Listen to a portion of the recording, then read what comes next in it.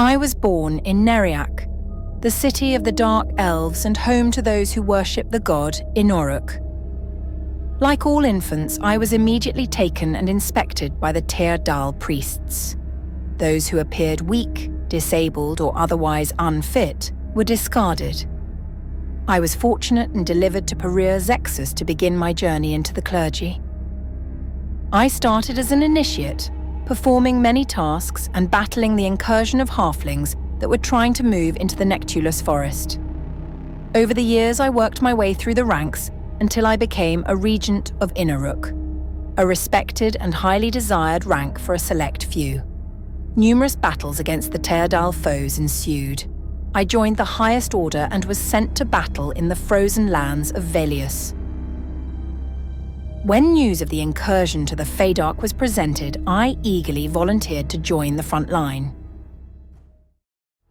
It was a time of expansion for the Teardal Empire. Faydark, with its lush forests and ample resources, was ready for the taking. But we underestimated the strength of the elves in the Faydark.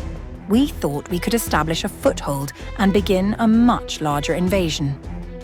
We were wrong. Our army suffered heavy losses that day, and we were forced to retreat. My group, all Clerics of Innorruk, were among the last remaining. We did what we could to resurrect the fallen, but I was struck in the melee and fell. An arrow had pierced my armor and struck my spine. I heard a brethren yell that I was of no more use and would be discarded. They fled, and I watched as the portals slowly faded away.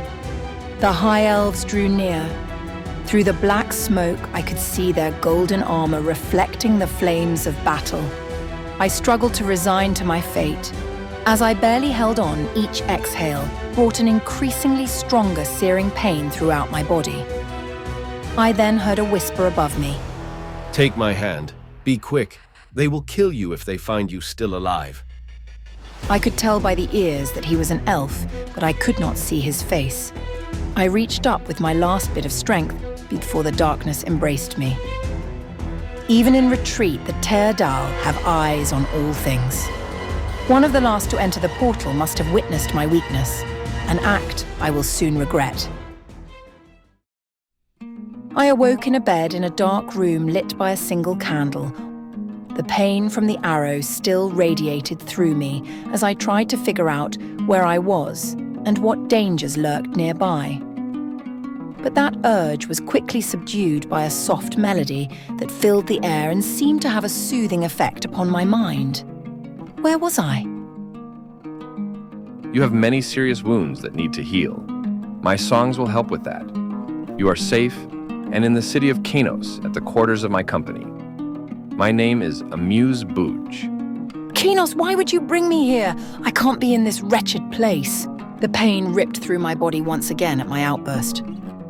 You will be fine. You are in the ward of the company, and I will assure you that no one will harm you while you are in our custody. For now, it is important that you rest. When you are able, we will discuss some things of great importance. A few days had passed and I was feeling much better. Well enough to stand, at least. The pleasant songs of a bard proved to be powerful remedies, and I found myself healing with every note. My mind was also on the mend with a sense of clarity which Amuse attributed to another member of the company. Huakai, an erudite enchanter of the highest order. We talked at great length of the consequences of me being alive, but that the company would afford some level of security from those who might seek to finish my fate. He explained to me what the company was and what services it provided to the people of Norra. I concurred with his understanding of the situation and agreed to contract with the company as a healer. Strange, though, the hatred instilled in me by Innorruk and enveloped me was abating. I even found it within myself to say thank you to Amuse, and I think for a brief moment I exhibited a smile. Much time had passed since joining the company. I saw places I never dreamed I'd ever see and obtained riches I never thought would adorn my bank. I quickly became a mother of sorts to the absent-minded fellows that graced the halls of the quarters. always reminding them to bring things on adventures. I even found Jihar's Ragebringer under a bed once after he kept insisting someone had stolen it. Imagine, a rogue claiming to be a victim of a theft. It was late one evening when I embarked on a mission from Kanos to High Pass Hold to deliver a message for the unseen hands. It required me to travel alone across the vast expanse of the Karanas. Although many would consider this trek a dangerous endeavor, the company had strong relations with the numerous bandit clans and gypsies that often rob travelers as they make their way. When suddenly, a sharp pain shot through my body, immediately draining life from my soul, I regained my footing and called upon the healing energy of Innorruk. The blade of a Teardal sword slashed through the darkness and struck my leg. The greenish glow of a life drain hit me. I cast a stun which froze the dark figure in place long enough to see his face. Zhiro, my younger brother and a shadow knight in the Indigo Brotherhood. "What are you doing?" I screamed. "Zhiro!" His steel blade rose high above my head and sliced through the night air. My divine blade stopped it mid-swing with a thundering clash of might and magic. Sparks flew in all directions. "Zhiro!" I cast another stun, forcing him back several feet as he dug his sword into the ground to stop himself. I then rooted him in place. "I am not your enemy, brother." His face snarled in frustration as he spoke. "I have been tasked with your death. You were witness being carried off the battlefield by an elf. You should have died that day, and I am here to render judgment for your betrayal." My root wore off and Jhira immediately sprung through the air and landed on top of me, his blade pressed tightly against my throat. Could this be the end? Slain at the hands of my own kin? A single tear fell from the corner of my eye and landed upon Zero's hand that clasped tightly to my white hair.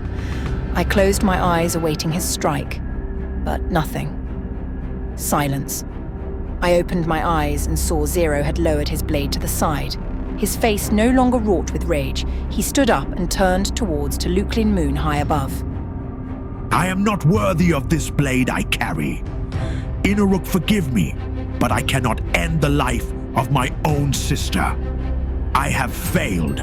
You shall live to see another day, Jhira, and I shall live the rest of my life in exile." Zhiro helped me to my feet. We walked through the plains and I explained to him what had actually happened after the battle in the Faydark. I told him how Amuse had saved my life and welcomed me into the company.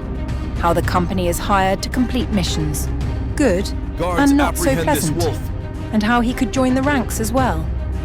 If Zhiro were to return to Neriak having failed in his task, he would be subject to certain death. For hours we talked and I had released the hatred in his heart. Together we delivered the message to High Hold and then made our way back to Xenos to discuss Zhiro's, shall we say, opportunities with Amuse. Hi, this is Amuse. Thank you for watching. And if you liked this adventure and would like to see more, check out my channel and please remember to subscribe. See you in Norrath.